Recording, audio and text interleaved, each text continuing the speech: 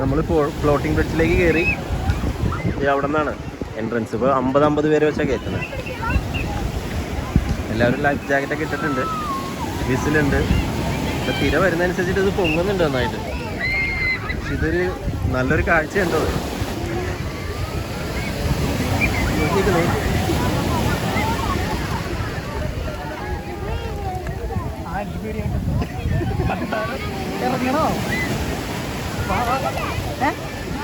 അവിടെ പിടിച്ചോട്ടോ.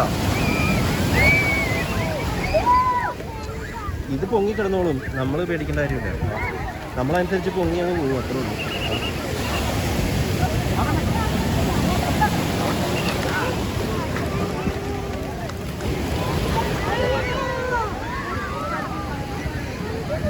ഇത് നമ്മൾ ഒരു ഷിപ്പിലിരിക്കുന്ന ഒരു പ്രതീതി ഉണ്ട്. അത്യാവശ്യം എങ്ങനെ താഴും, വെള്ളം വരും.